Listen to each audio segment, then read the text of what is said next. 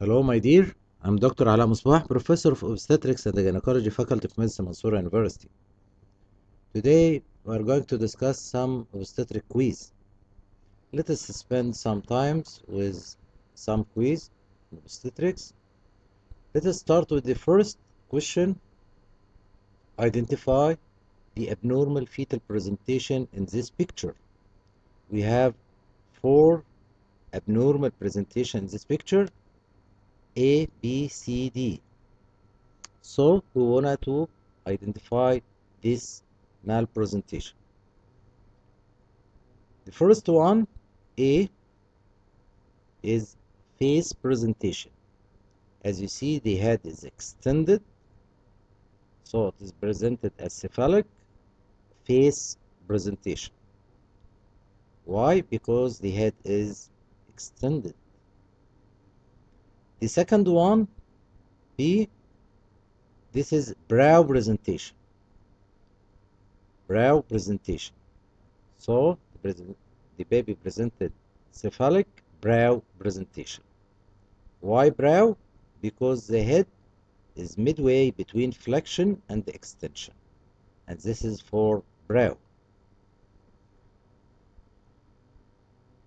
The third figure, C, this is complete breech presentation. The baby presented by the buttocks and the legs beside it.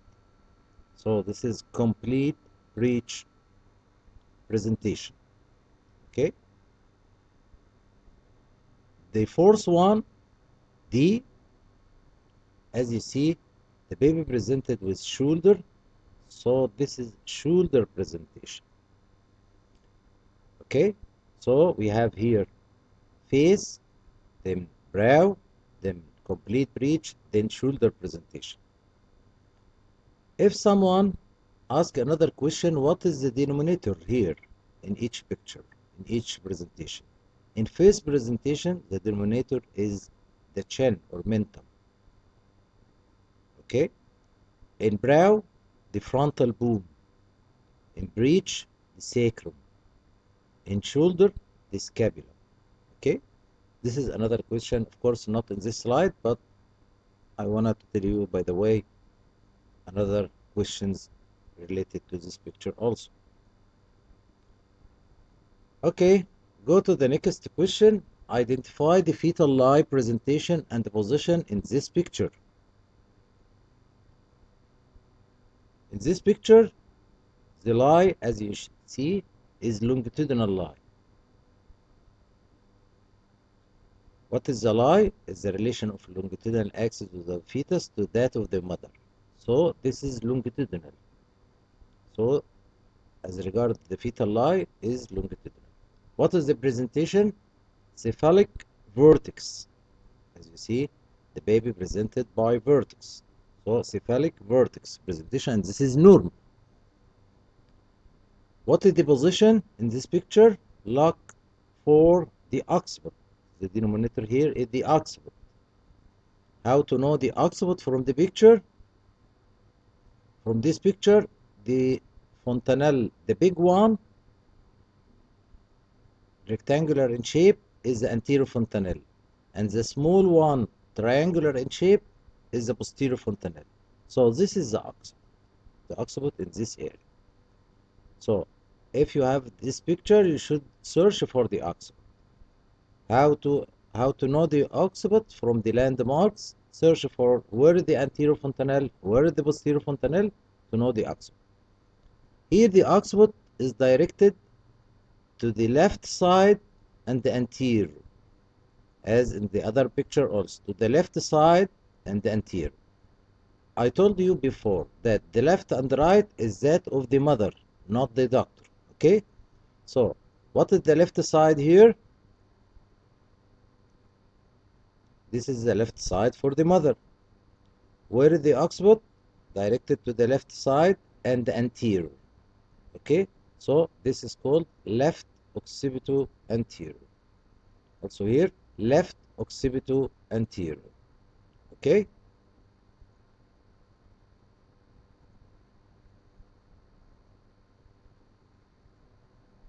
In this picture, the question is, Identify this type of placenta and mention one complication. Look to this placenta. This is a sexcentriate placenta.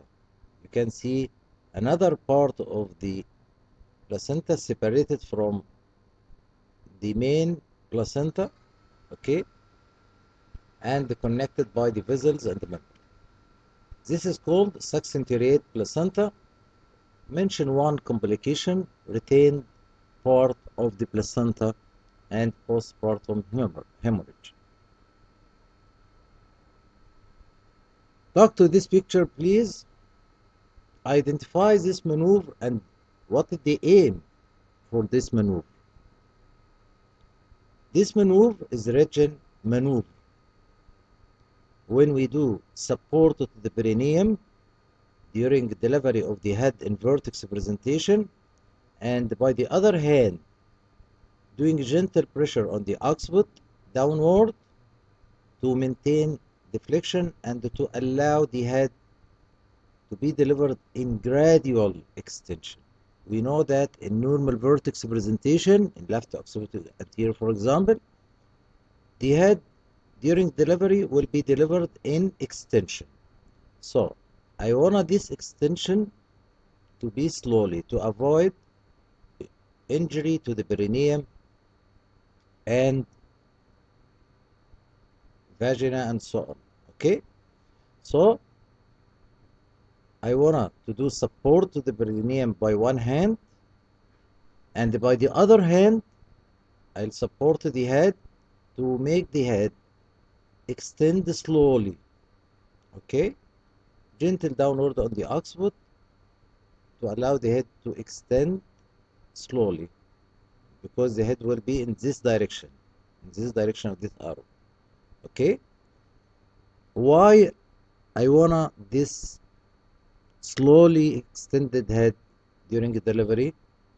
Because the diameter which will distend the vulvar ring will be the suboccipitofrontal, which is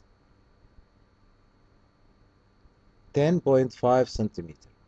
Okay, while if I left the head to be extended with the occipitofrontal diameter, this is a larger diameter than the suboccipitofrontal. Okay, so will cause injury to the perineum and the vagina, causing laceration. So we are using region maneuver for this reason, to avoid any perineal or vaginal lacerations. Okay, so this is as regard the maneuver and its aim. Let us go to the next, which is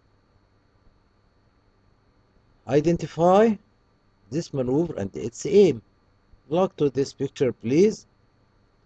Here we are doing jaw flexion, shoulder traction by two fingers on the maxilla to cause flexion of the head, and another two finger of the other hand doing traction on the shoulder. So it's called jaw flexion shoulder traction for delivery of the aftercoming head of the breech.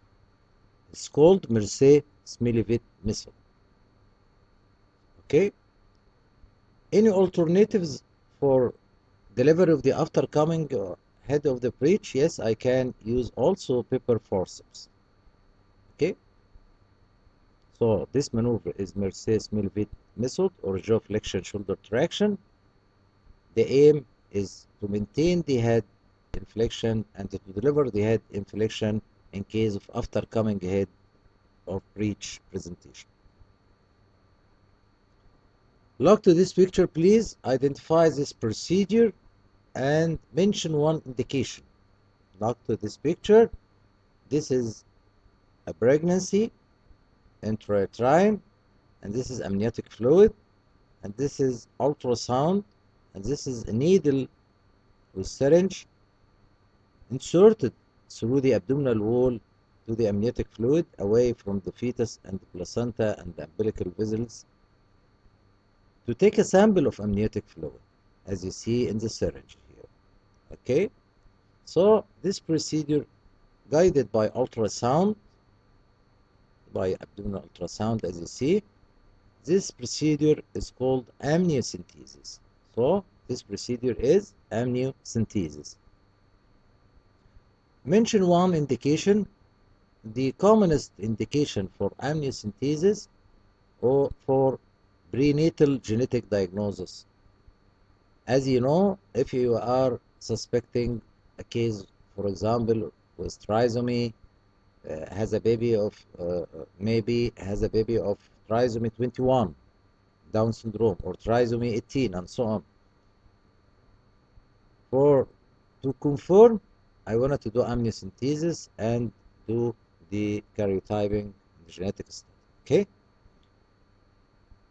Another indications for evaluation of the fetus for infection, and in cases of hemolytic anemia and hemoglobinopathy, and so on. Okay.